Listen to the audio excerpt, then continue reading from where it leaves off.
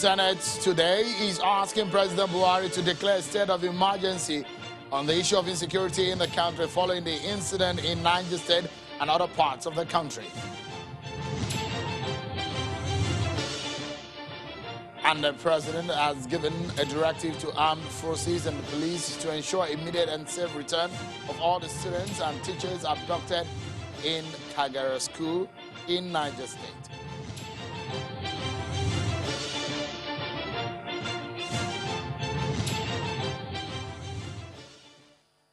Hello, everyone, and welcome to Politics Today, live on Channels Television. I'm Sean Kimaloye in Lagos.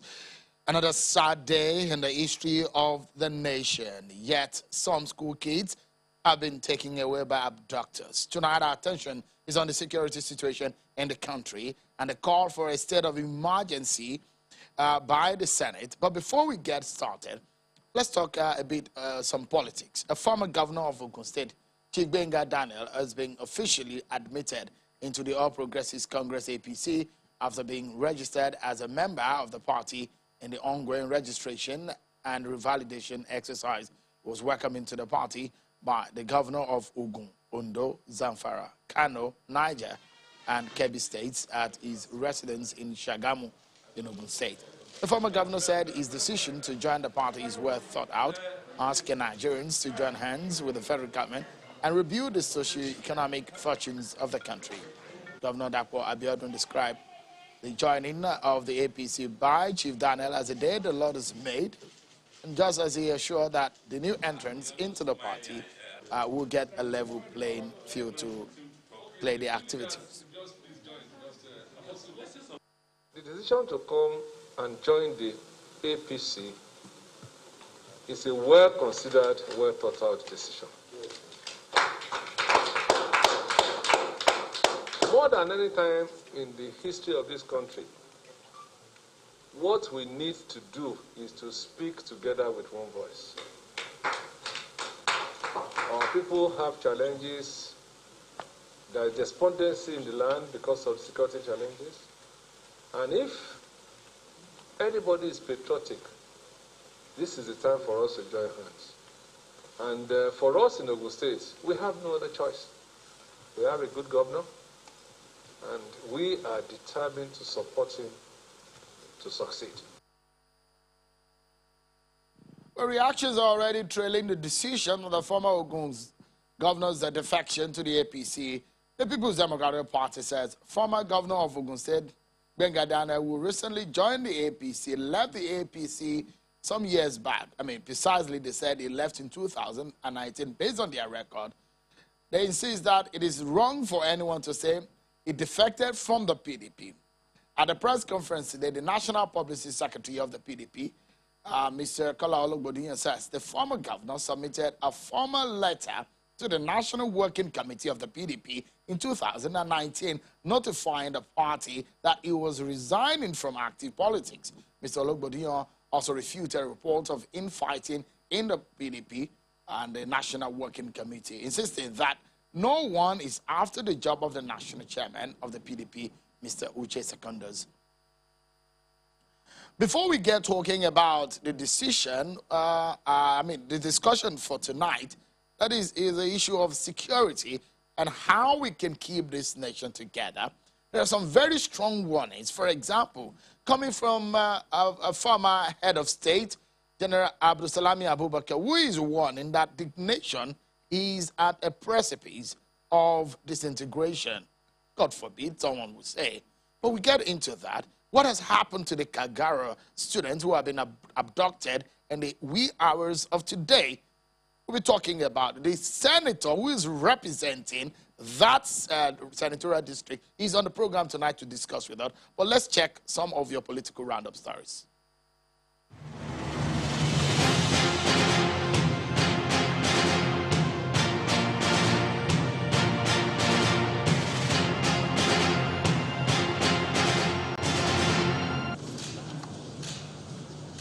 President Muhammadu Buhari today presided over the Federal Executive Council meeting where the Council approved 5 FCT memos, which are approvals for the award of road construction contracts presented by the Minister of the FCT, Mohammed Bello, valued at 29.8 billion naira.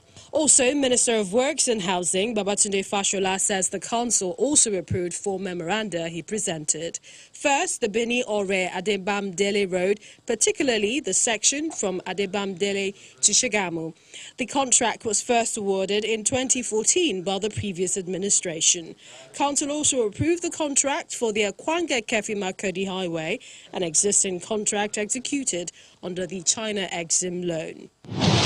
The governor of Zamfara State paid a visit to the president at the State House, and after meeting with him, he states that he is calling on northern states to embrace rigor as a strategic means of ending the farmer-herder crisis. He told State House correspondents that he was summoned by the president to brief him on the security situation in his state, adding that 358 special police force have been deployed to the state to tackle the crisis. According to him, he inherited banditry from the previous administration, and in comparison, the state is currently experiencing relative peace. We are convinced that Zamfara State federal lawmakers are asking the federal government to offer amnesty to the repentant bandits in the northwest. They are making this request during a briefing with journalists in the National Assembly. The caucus is calling on other states in the northwest, regardless of party affiliation, to confront banditry using the model of the Zamfara State government, which includes granting amnesty to repentant bandits and the establishment of rural grazing area in the state. When the late President Umaru Musa Yar'Adua grant amnesty to repentant bandits in that region. The difficulty is that a former head of state, General Abdusalam Abubakar, has warned that if nothing is done to address the growing tension in the country, it might lead to a point of no return. He says the recent ethnic attacks happening in some parts of the country is unfortunate, as it's fanning the embers of disunity and anarchy fueled by cases of insurgency, kidnapping, armed banditry and robbery. The chief security officers of the various states and take full responsibility for managing the divergent voices and frustration within their states. Former Governor Murtala Nyako of Adamawa has expressed worry over the security challenges facing the country today and says everything necessary should be done and all hands on deck in order to overcome the menace. The former governor made the comments during the revalidation and registration of his membership of the All Progressives Congress Party at his electoral ward in Mayo Belwa local government area of Adamawa. Having the problem of poverty, insecurity, and all the undesirable. The crisis rocking the Kwara State chapter of the All Progressives Congress is yet to abate, as a group known as Kwara South APC Youth stakeholders have called for the removal of Lai Mohammed as a federal cabinet minister. Addressing journalists, the youth who are from the senatorial district, like the minister, wondered why he will condemn the party registration exercise that he partook in peacefully and other anti-party activities.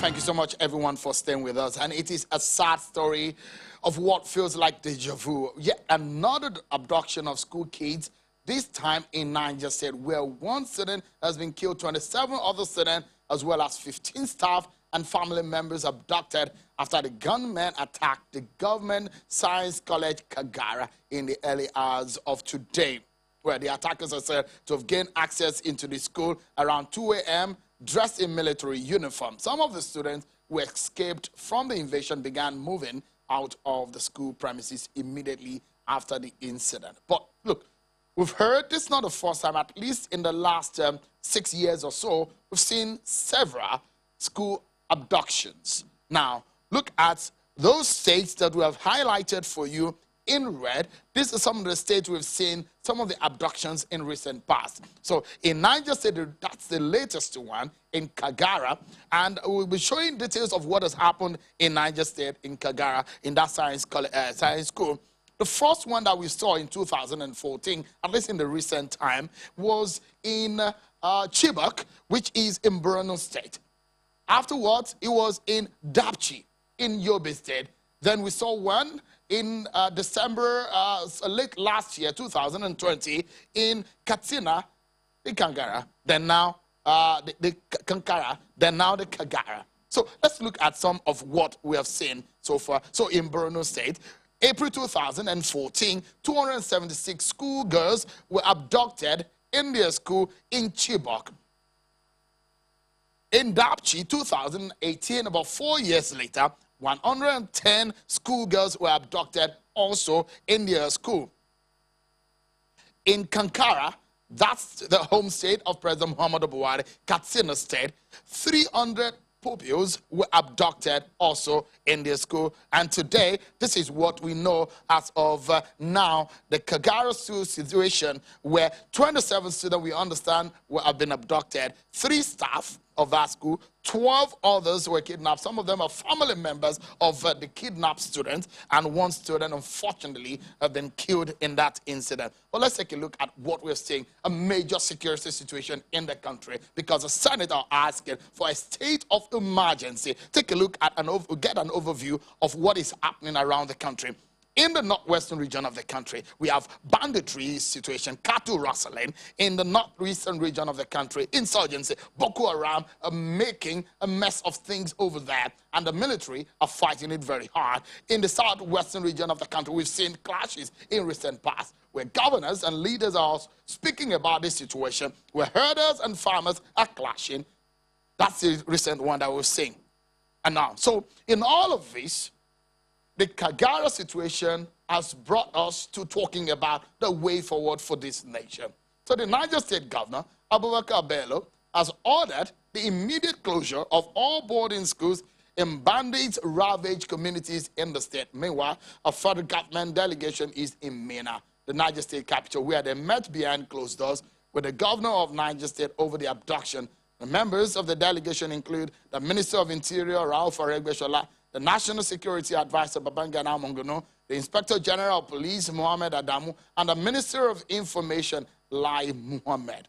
Their visit followed a directive by the President to the armed forces and the police to ensure immediate and safe return of all the students and teachers abducted in the school. The team of security chiefs are to coordinate the rescue operation and meet with state officials, community leaders, as well as parents and staff of the school.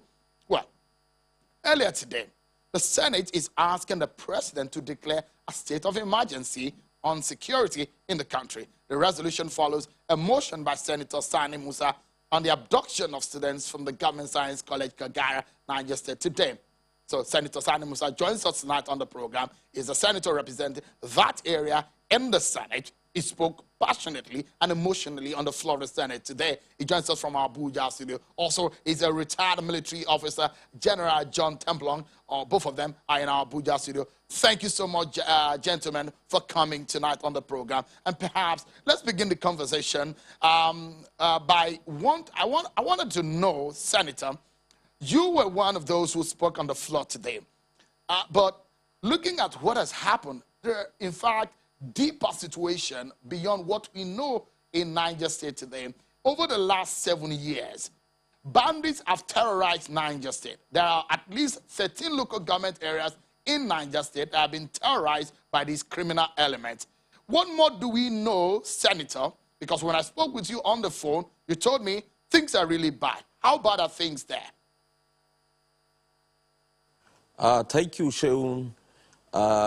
This has become a recurrence decimal since the last 7 years.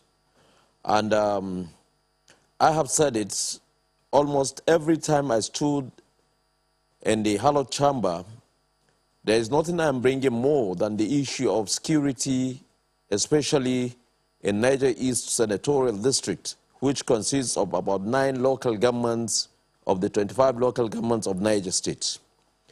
And I can tell you, that in the last 7 years, 3 of these local governments have had serious and several attacks which are unreported.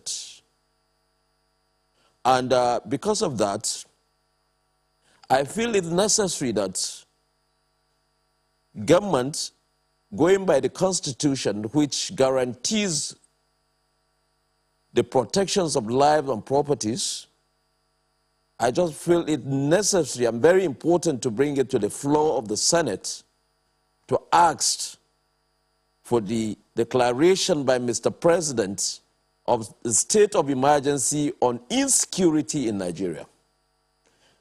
You can see that it has happened in Chibok, it has happened in Dapchi, it has happened in Kagara, it has happened in Kagara. We cannot guarantee where next. So necessary steps have to be taken. And as I said, on the phone I told you it's really very bad. Just yesterday, about 19 people lost their lives in Niger East Senatorial District to the bandits.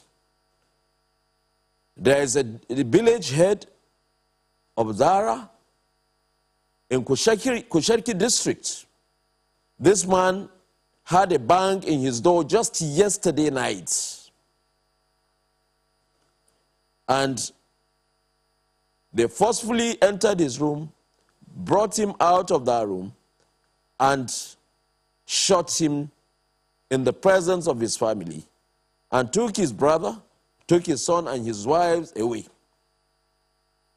There are people that came for the common entrance examination or GCE examination in Kagara Township. They came from Pandogari. On their way back, they were attacked. 2 lost their lives, and about 7 of them were abducted. The same thing in Sarkin Power, in Munya local government. So it's continuous. We have made this, we have cried and cried over this issue. So I think it's very important for the federal government now to put security situation of this country as the most priority of government. No matter what development we're talking about, whatever palliative we'll give to people, if there is no security, is as good as not doing anything. And I stand to be corrected by anyone today. Is there any country, is there anybody that is immune from the insecurity of this country? There is, apart from the federal government today that is making several efforts at tackling, and the federal government today is overwhelmed. I can say it without fear of any contradiction, that the other tiers of government, it's either they are lacking in the know-how to run the affairs of security in this country, and we need to do something about it. Senator, out of the 25 local government areas in Niger State, I'm certain that you have nothing less than 7 or so local government areas under your senatorial district. Out of those senatorial districts, how many of those are terribly affected by these bandit activities? I have 9 local governments in my senatorial district. And I can tell you that almost all the local governments in my senatorial districts have been attacked. Worst of it is Rafi local government, where the Government Science College Kagara is situated. I have Shiroro local government, where from the Alawa axis to Erena have been on constant attack. There's no presence of anybody in that place than the bandits. I don't call them bandits, I call them terrorists. If you go to Munya local government, it's the same thing. This is just where it happened yesterday, which was underreported. Nobody is reporting it. If you go to Gurara local government, by Lambata here, it happened. Between Mina to Suleja, it happened. It happened in Tafa local government where some people were kidnapped. Senator, let's take a Just breather. at the boundary of Niger and Kaduna. Let's take a breather. Because from what I know from Kagara to Mina, the government house, it's about 2 hours drive. From Kagara to Abuja, the nation's capital there, is about 5 hours. From Kagara to Kankara in Katsina State, where the last one happened, is about 4 hours drive. We'll be speaking to the military expert who is beside you to see. They say the first few hours of these abductions are very important. We're looking at how we can get these students and those abducted back. That's our task tonight on the program, everyone. Don't go anywhere. We'll be right back. It's the 1 hour edition of the midweek edition of Politics Today on Channels Television. Thank you so much, everyone, for staying with us right now. For your top stories today that we are following for you and making our conversation tonight, the Kagara school abductions in Niger State, where at least 27 students were abducted by bandits. So that's what they're being referred to at the moment. And one student being killed, about 15 other family members also, with 5 members of staff of that government science school in Kagara, in Rafi local government area of Niger State. And that's what we're talking about with Senator Sani Musa. He's a senator representing that senatorial district. And also we have General John Temlong. He's a member of the National Defense Reforms Committee of 2014, security consultant, retired military officer. Thank you so much, gentlemen, for coming tonight. Let me get your view, General, on this one. Is another one a lot of people would say, yet again, could we have avoided this kind of situation? We saw one late last year, another one is happening. Well, thank you very much, Sean, and let me extend my empathy to the distinguished senator and his people. My heart reaches out to the parents of all the abducted children and the one killed, and those who are underreported, because it is just those that we're hearing that we know about. I think it is sad. It is sad that I said once bitten, twice shy. I think there are things that we can actually do as a people to be able to prevent some of these crises that are going on, especially going to a school and abducting those number of people. I have, in fact, recently went to my alma mater, and I spoke to them. I said, what are you people doing in case this sort of things happen here? And they were looking at me, the authorities were looking at me. I said, no, we have to do something so that you train these children and build the capacity of the students to be able to take evasive measures so such things happen.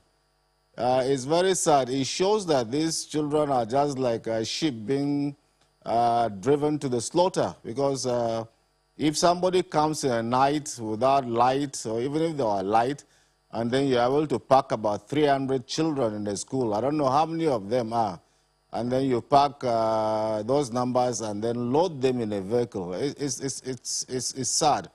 But if they had been taught how to take evasive measures, they would have been able to evade the arrest and run into the bush in different directions, and before they could do anything, they will not be able to get those numbers.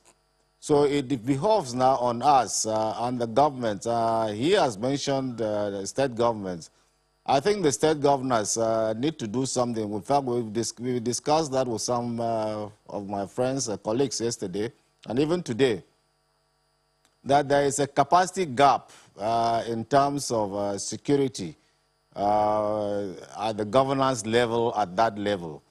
At the federal level, you have some institutions that are already there, like you have the Office of the National Security Advisor, you have all these, the Defense Ministry, the Armed Forces, the Director of State Services, and all the security agencies. They are all at the federal level, and they know their roles and what they do.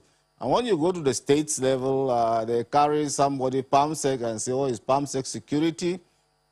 the state governors are very quick and, to tell you that they are chief security officer. But that comes with responsibility. What do you do? What strategies have you put in place? What contingency plans have you put in place to be able to secure your people? You have some of the military commanders, the DSSCs, and the rest who are members of your Security Council. It is left for you to prop them. And if you do not prop them, there are people like us who are already not in service again. At least we can offer our services. Like I was talking to my alma mater, the secondary school I attended. I think there is something difficult. It's not difficult for us to do some of these things. You have to survive first. The first rule of survival, is self-preservation. And if you cannot preserve yourself, if you cannot survive, all other things are useless. So I think the state governors, there is a deficit in leadership. The local governments are nothing there. Nothing is happening at those local governments. In fact, some of them are just existing by names. I think we need to empower them. You see, people, instead of interrogating the problems and coming up with solutions to them, Nigerians easily want to shift away from it and start asking for solutions that are outside the problems, thinking of putting up new institutions, thinking of putting up this. These are not going to solve the issues. First, you must understand the problem. I always give the analogy that if you have fever, fever is a symptom of something. It might be malaria, it might be yellow fever, it could be typhoid. In fact, right now, corona too comes in the system of fever. And so if you take, they say if you take Panadol for 2-3 days and there is no distance, talk to the doctor. We have not been able to interrogate some of these reasons. And I've told people, I've wondered, Sean, can you imagine if somebody takes 10, 20, 30 million as ransom, will he go and sleep in the bush to be bitten by mosquitoes, snakes, and the rest? Let's face it. People are asking for 500 million to release people, and they take 10, 20, 30 million ransom. They are taking every time, and we believe that these people collect that money and go and sleep in the bush, under those terrible conditions. There is something definitely wrong. I think we have to up our intelligence. All right. The whole so, of this problem is that it's an yes. There are some very critical issues that you have touched on. Some lawmakers are asking from Zamfara State that amnesty should be given to some of these bandits. The governor has said, look, we will not negotiate with these people. First and foremost, let's clarify, because the senator said these people are terrorists, that we shouldn't call them bandits any longer. Are the activities related to that of the Boko Haram terrorists? Because a former military officer has said on this program that this could be Boko Haram cells parading themselves, masquerading as bandits or criminals. Could it be true that these are perhaps Boko Haram across the country? Well, those are what I said, that we must up our intelligence, because the problem is that how do they get? You cannot divorce kidnapping for ransom, banditry for ransom, from terrorism. You cannot divorce those two. And so it could be a major source of income for the terrorists. That could be one way of them, for them getting money. So you cannot divorce that. And so that's why we have to interrogate the sources of arms. We have to interrogate who are their sponsors. We have to interrogate where those monies that they get are taken to, and who are those taking them. Because I'm telling you, it's not possible for the Nigerians that love enjoyment, even the Fulani people they're talking about. I know those herders in those days. If you go to the markets, you see them drinking alcohol, stout, enjoying themselves, and the rest, and you say they go and sleep inside the bush, and the rest. No, we have to interrogate all these things. And I believe that once our intelligence is up to it, we'll be able to have the linkages between terrorism, kidnapping for ransom, and the banditry. There are links. Okay, so just a very quick and sharp ones also. I wanted to know, would you advise that the federal government or the state government, because the president said that either political or military means are going to be employed to ensure that these guys, those who are kidnapped, are released. Would you suggest any kind of negotiation, maybe by offering them paying for ransom? You see, paying for ransom in the first place, you are foiling and arming terrorism.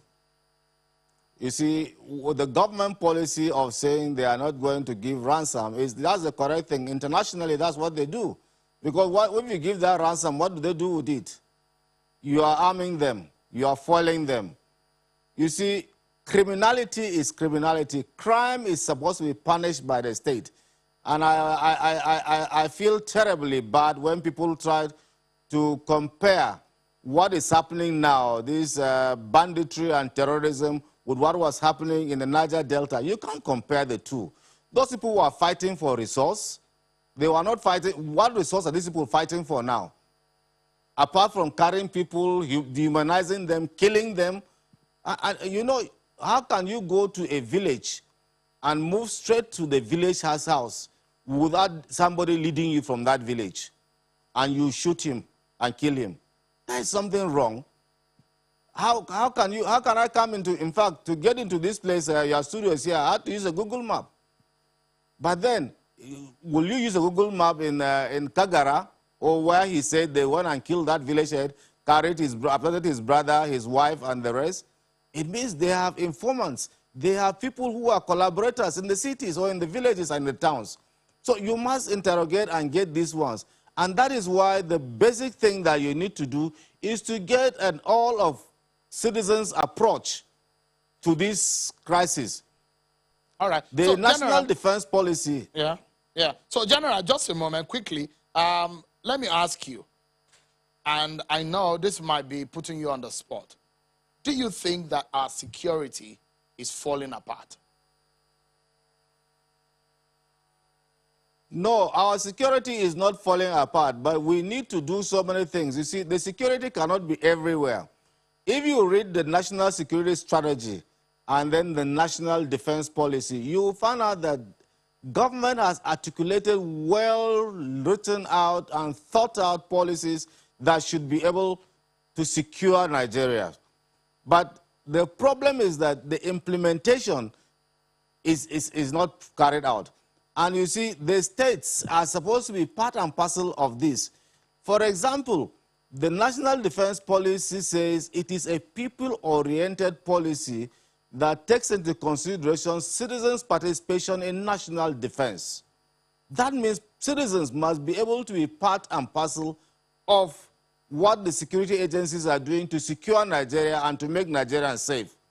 Now, if you read the National Security Strategy, it talks about a soft approach and a hard power and soft power approach. And this soft power approach deals specifically with the roles of the citizens and the government and the NGOs and everything, countering violent extremism. There are things that we need to, so it has to be a whole of citizens approach. And once citizens are able to isolate these bad people within them, those who are collaborating with the criminals, and then the criminal justice system is used properly, and you put them where they are supposed to be, the security of this country is not falling apart, but we have to take the responsibility for the security of this country because it is everybody's business. It's not just the business of security people. All right, General, just a moment. We will turn the studios into a situation room of some sort and give Nigerians an idea of how quickly we can get these people back. Let me go to the senator. Because, Senator, when you rose up today and you were asking for state of emergency, a lot of people will wonder, that's a declaration. To what end will that? What would that achieve for us? What would that do for us? What did you mean when you said state of emergency? Thank you very much. So what I mean by state of emergency is very clear. It's an automatic option of doing what is needful and what is necessary to be done. I give you a simple example. When you said the local government chairman is the chief security officer of that local government, tell me what are his functions to maintain law and order in the local government to make sure that things are adequately going on. Is it what is happening today? I can tell you, without any fear of contradiction, that majority of the local governments in this country are not being operational. They are not operational. They are just there by name, just as the general have said. And then secondly, when you talk about the states, I cannot be the chief security officer of a state who has been having security reports and intelligence reports about security matters in my state. And then I'll come over to the media and make some pronouncement that will be instigating the populace. In that essence, is there security approach to it? No, there is none. Then, at the national level, just as the general have said, we have all the service chiefs, we have the Inspector General of Police, we have the DSS, we have the National Intelligence Agency, we have the Defense Intelligence Agency, who every day do their security compilation and making reports to both the president and also helping the other organs of the state. Other organs of the state also making useful, making very good use of this report? They are not. So what I mean by state of security, state of emergency, is for the federal government to declare that all state governments should, as a matter of urgency, drop anything as priority and face state security matters. All right, because local governments are not functional. Senator, allow them to function. Yeah, Senator, because when you is an extraordinary measure, and in simple and the barest meaning of it, it means that there will be a declaration of emergency power. It's a situation in which government is empowered to be able to put through policies that it will normally not be permitted to do. An extraordinary measure. So when you declare a state of emergency, especially in security terms, that is a far end of the stick, isn't it? And when we wonder, how then do you prosecute the situation when you declare a state of emergency? Mr. Shehu, Boko Haram have been existing for over 10 years. This banditry we are talking about in the axis of Northwest to Niger State to North Central has been there for over 7 years now. Do you want to tell me that it's just something that we have to live with? We shouldn't live with. If we have the armed forces that today are overwhelmed, what do we need to do? We have a lot of youths. We have a generation that is being wasted. We have youths that have graduated, no jobs, nothing. Why can't we make use of that? Why can't you strive to engage and recruit in order to face the security situation of this country? Why can't we do it? Why can't we get these funds, buy weapons, equip these armed forces, and make sure that they chase these people to their doorsteps? Why do we always wait until when an attack happened before we take action? Why can't we do it that way? Why can't we have ourselves ready and going into the bush, going into the forest to face these people? This is what I'm talking about. But Senator, emergency we need is that for the security. Yeah. Does the Senate today think that the president is not doing the right thing? The president have done what is needful to be done. The president have assented to the budget. The president have never deprived the armed forces of the funds they require. The president have done so much for the state governments. Some of these state governments cannot even pay salaries. Federal government has been assisting them. Why can't we now look at how we can make sure that this security is tackled? A lot of these state governments are using security funds. They are embezzling security funds. Why something cannot be done about it? Are we going to live like this? So what is there to be done? So, I mean, if you say that the president has done everything, but the president controls the police, the president controls the military, the state governors will tell you that we're not just, a state governor had told me on this program that it's just a chief logistic officer, is not a chief security officer. Mr. Sheun, I'm one person that have been very vocal about the former service chiefs when they were there, when I felt they have done their best and there's need for them to go and new blood can take over. And this has been done. Mr. President have done the needful. He has changed the service chiefs, and these new service chiefs have started work. And what I'm saying we should do is to energize them, give them all the maximum powers they require, give them all the logistics they require. Let them face these criminals. When you are talking about ransom, when you are talking about negotiation, in a decent society, this cannot be allowed to continue. It cannot be allowed to continue. All right, Senator. You cannot negotiate today, and another cell come up tomorrow. You negotiate with that cell, another cell come up tomorrow. It's not done. No country will tolerate this. All right, let's take another break. But when we come back, our attention will be solely on getting these abductees back into our fold again from the hands of these criminals. That is what is going to be our focus next on the program. Join us again, everyone. Thank you so much, everyone, for staying with us. Let's focus our attention on how to get those who have been taken away from that school in the wee hours of today in Kagara in Niger State. Senator Sani Musa and General Templar have been talking to us. Quickly, before I go to the General, you know the terrain, Senator. And from what I understand and gather, is that it's about 2 hours to Mina, where Kagara is in Rafi local government area. What is the terrain like? Because we understand that these bandits or these criminal elements are in the bush, and Niger State has perhaps the largest land mass. How difficult is it to track these bandits?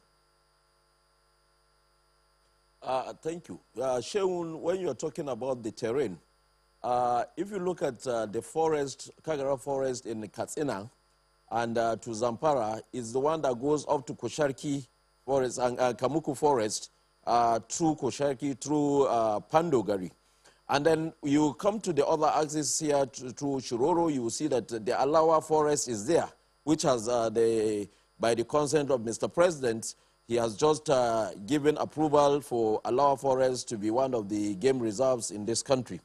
So most of these bandits were coming through that route of Alawa axis.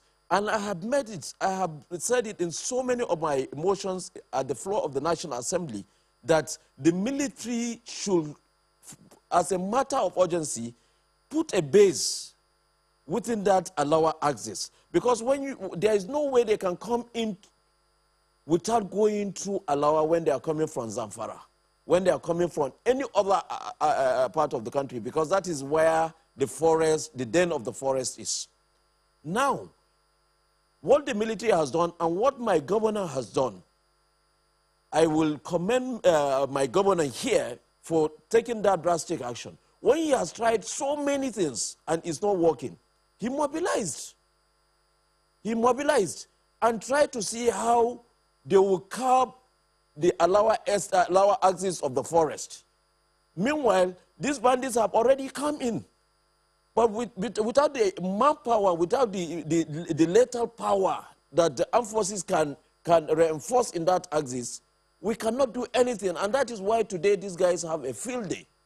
They operate within every part of that terrain. And it's a hilly area.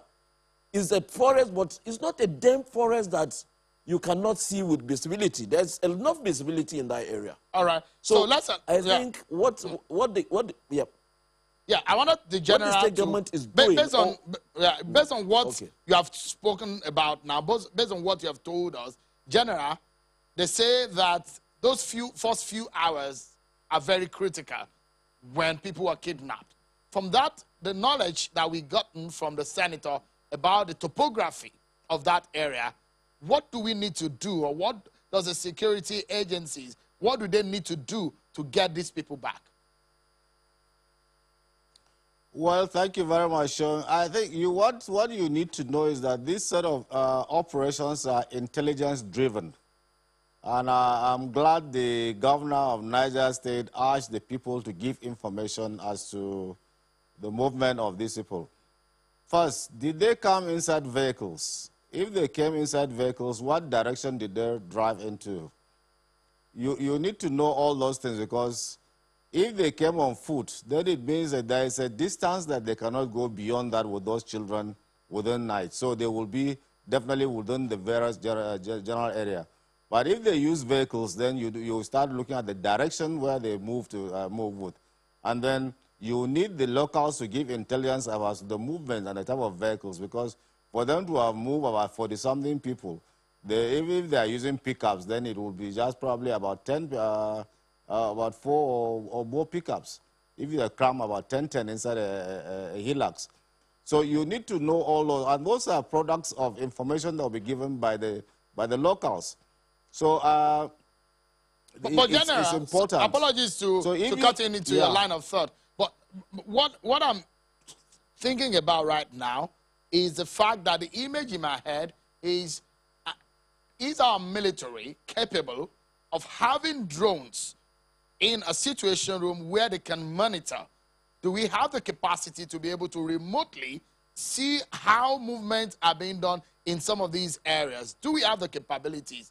Because what if we don't have the intelligence of how the direction in which they went? It was a vehicle, was it on motorbikes or what? Do we have that kind of capabilities technology-wise? Even if you have that capability, you will still need human intelligence, because if vehicles are moving, well, there are so many vehicles that are moving on the streets. So you still need the human intelligence, because it will tell you the type of vehicles and the numbers and the rest. So you need those things. And I think that brings me to the point where the senator said, declare a state of emergency. It means that you are giving the president some authorization and powers to be able to invest more on security. That means providing the capacity and capabilities for the security agencies to be able to tackle this crisis. So it's not just that you are talking about some laws and the rest. What they are saying, declaring a state of emergency on the security sector, is that if the envelope they are giving the security sector is 500 billion, it means the president can actually move it up to 100 billion. And so those are the things that they are talking about. But then, definitely, the Air Force has deployed drones, and they said that they are expecting more. And I think they're expecting about 8 or 9 more, which they said so. And so even if you have them, what are the capacity that they can? Because they might have been deployed in the Northeast, so you have to switch them. And that's why they're asking for more, to be able to have a total coverage of the country. So that capacity, even if it's there, where has it been deployed now? You have to switch it to move to that place. And the time you are switching it to move to that place determines the distance these people could have gone. And that's why human intelligence is critical for you here. And that human intelligence is usually provided by the citizens. And you see, part of what it is that if you look at integrating the police and the DSS, how many of them are deployed in a local government? Let's face it, let them tell the Nigerians the truth. Do you have up to 100 policemen deployed in a local government in Nigeria? I doubt it. Do you have up to 50 DSS personnel that are deployed within local governments? In some local governments that I know in those days is that sometimes you have 3 or 2.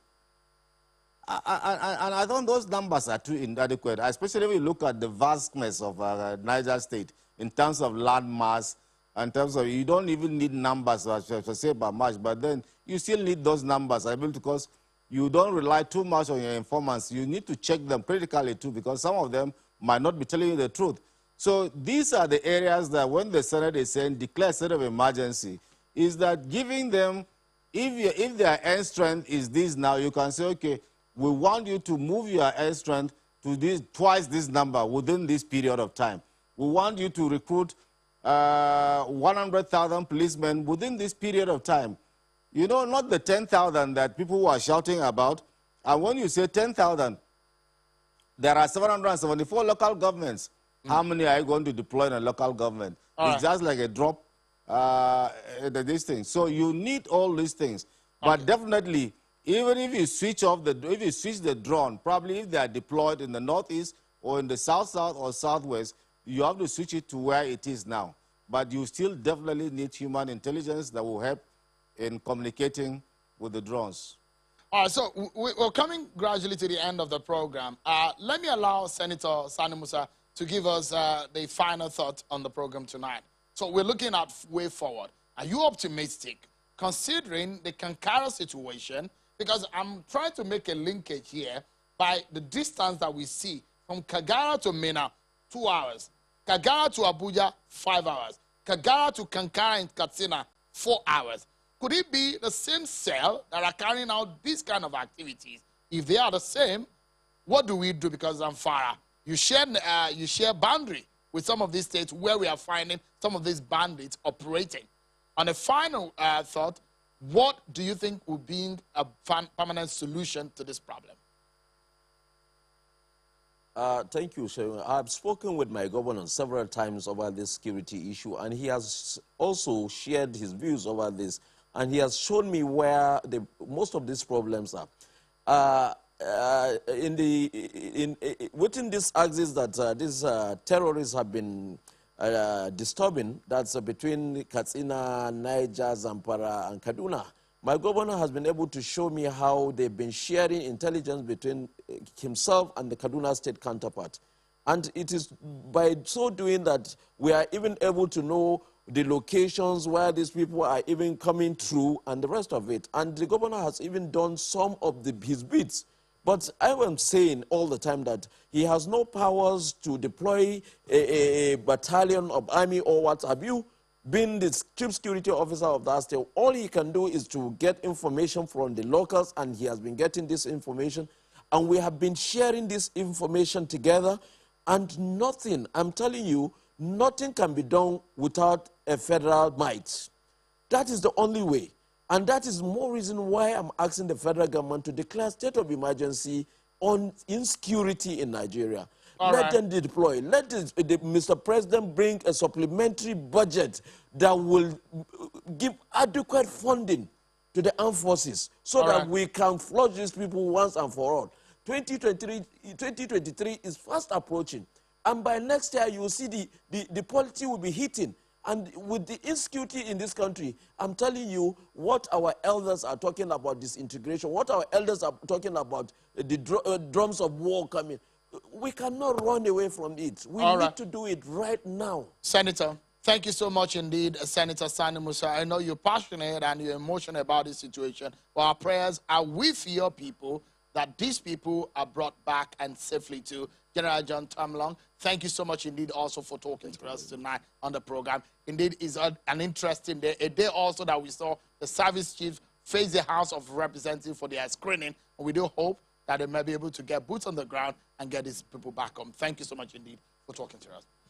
Everyone, thank you. And that's it for this midweek edition of Politics Today, Friday on China's Television, the nation's news leader. Thank you so much, everyone, for watching. I'm Sean Kimaloe. Bye-bye.